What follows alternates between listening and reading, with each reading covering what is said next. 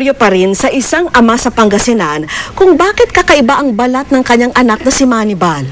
Balot ng mapa-mapang nunal ang itsura at katawan. Dagdag pa rito ang mapupulang mata ng bata na baka mauwi rin sa pagkabulag. Sa bawat mukha ng bata, mababanaag ang iba't ibang kwento. May kwento ng saya, lungkot, pag-aagam-agam o pag-asa.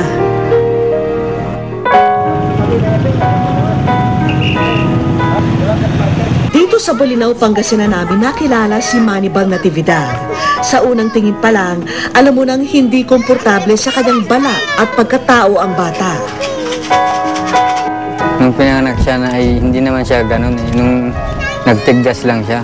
Nung malapit nang gumaling yung tigdas niya, tapos eh, may lumalabas na kutis niya na parang itim na habang lumalaki si Manny, dumadami yung but-butlig sa katawan niya at saka yung mata niya na epektuhan.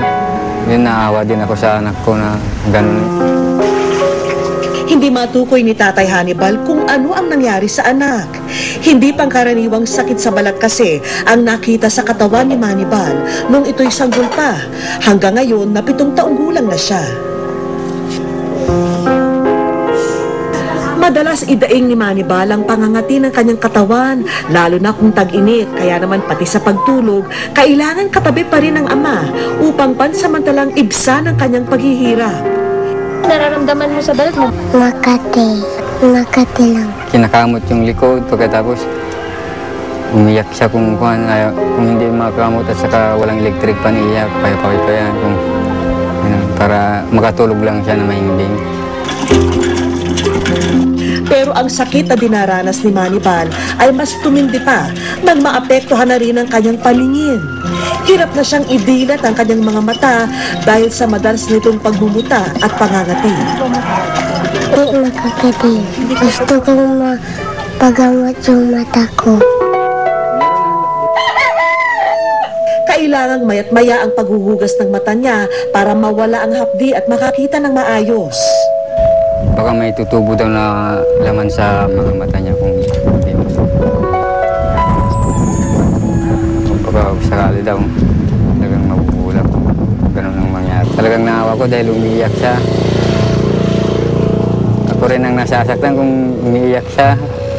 Dahil ako nga gusto ko rin sana may pagamot pero walang magawa dahil kunti na lamang ang nahanap buhay namin.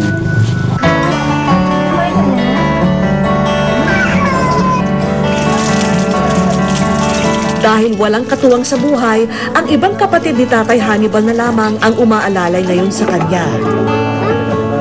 Naawa rin ako. Yung anak niya walang nag-aasikaso, ganun. Nasikaso niya kung minsan naglalaot siya, wala siyang kasama, tinutulungan din namin. Pagpakain sa anak niya, ganun. Sa dagat naman nakakuha ng kakampi si Tatay Hannibal. Ang pangingisda kasi ang tanging paraan para matustusan ang pangangailangan nilang mag-ama. Para kay Manny lang. Para kahit mahirap ang buhay, kung gusto mo talagang buhayin yung anak mo, magpursige ka na maghanap buhay. Mas makakaluwag daw sana silang mag-ama kung sariling kagamitang pandagat ang kanyang gagamitin. Hindi lang sana magkaroon ako ng sariling bangka para mas magaan. Dahil kung nakikihawak lang, konti lang mapupunta sa naghahawak. Doble kayo din daw siya, lalo pat nag-aaral na si Manibal. Inaalalayan na lang na ihatid, gano'n, sundo, hatid na, para makapag-aral naman siya kahit gano'n yung kalagayan niya. Lakasan mo pa, Manny, ha? Manny, ano bang gusto mo maging paglaki mo? Pulis po. Nasa grade 1 ngayon si Manibal at dahil sa kondisyon niya, kailangang nakasubaybay pa rin si tatay pagpunta sa eskwela.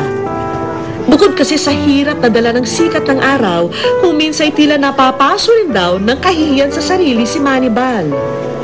Kung minsan nahihiya, kung hindi mo ihatid, hindi na siya papasok. Ngayon, hindi ka ba pogi? Hindi po.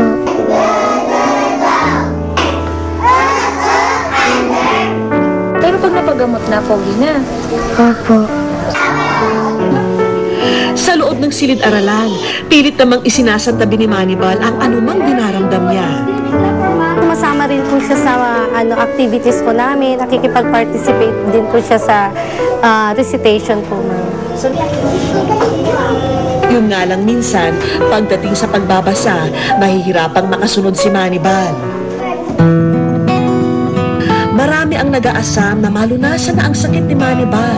Sa pamamagitan lang kasi nito, makakaramdam ng ginhawa, hindi lang si Manibal, kundi pati na rin ang kanyang ama.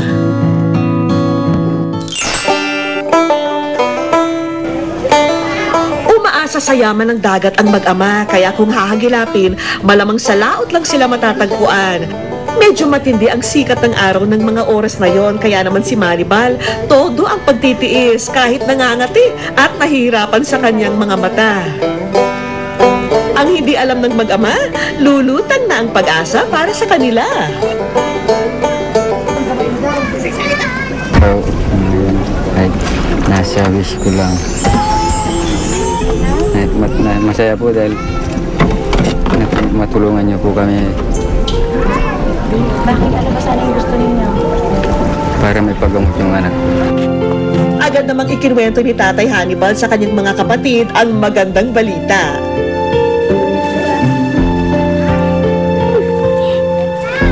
Dito, hindi na napigilan ng mga kapatid ang maging emosyonal para sa kanilang kuya at pamangkin. Kawawa ito ng kapatid namin. Gano'n ba kakit? Bukod doon ay ano sana yung gusto mo para sa kanila? Mapagamot po yung anak niya, ma'am. Sasakripisyo ko lahat para maitabloid ko lang itong anak ko at may paggamot siya.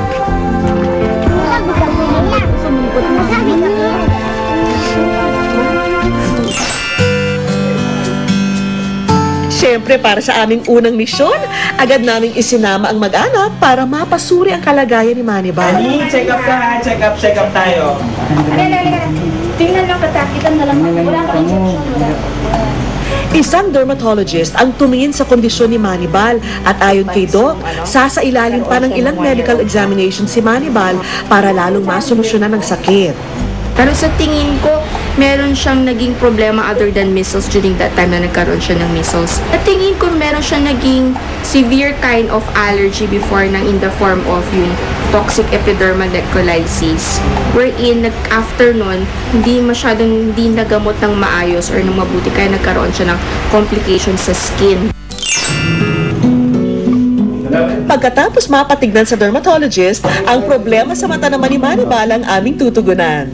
Dahil sa sakit niya sa balat, nagkakaroon ng contracture sa kanyang mga talukap ng kanyang mga mata, kaya nagkakaroon ng exposure keratopathy. Dahil doon, nasisilaw siya sa araw, tsaka nagkaroon ng secondary bacterial infection. Ang gagawin natin, bibigyan ko siya ng antibiotic para mawala yung infeksyon ng mata, tsaka bibigyan ko siya ng eye lubricant para hindi matuyo ang kanyang mga mata para maiwasan yung pagkasilaw. Matapos ang pagsusuri kay Manibal, dito naman namin dinala ang mag-anak para sa aming pahabol na regalo. Manibal, hangad namin na pagbutihin mo palalo ang iyong pag-aaral, kaya narito ang school supplies na handog namin para sa'yo. Samahan pa natin ng samud-saring groceries pandagdag sa inyong kabuhayan. May mga vitamins din para maiwasan ang sakit at mas tumibay ang iyong resistensya. Yung madalang nagbabitamin. Masaya ako, ma'am, na ganito na binigay niyo sa kapatid ko.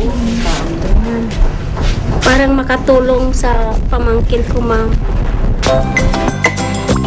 Makakalimutan ba namin ang para kay Tatay Hannibal? Mga bagong kagamitan sa pangingisda, inyo na tay! Relax lang po Tatay Hannibal at samahan niyo muna kami sa tabing dagat. Habang nakatayo ang mag-anak sa pampan, papalapit naman ang aming susunod na sorpresa. Isang bagong bangkang demotor ang aming regalo sa inyo, Tatay Hannibal, para hindi na kayo mangupahan sa susunod yung pamamalaon. Masaya po kami dahil mas sariling sambang kayong kapatid namin, ma'am. Maraming salamat sa Jamie at saka sa wish ko lang dahil nabigyan niyo kami ng panganap buhay. Unti-unti na ngang lumiliwanag ang magandang bukas para sa mag-ama. Bagamat magsisimula pa lang ang gamutan ni Manibal, hangad namin ang kanyang agarang paggaling.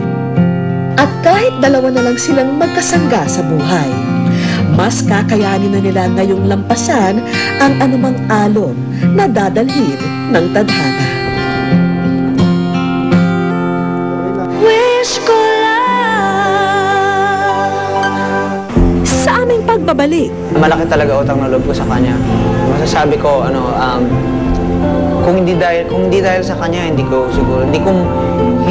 magagawa yung one thing na na-enjoy kong gawin yung pagkanta. Tapos kumikita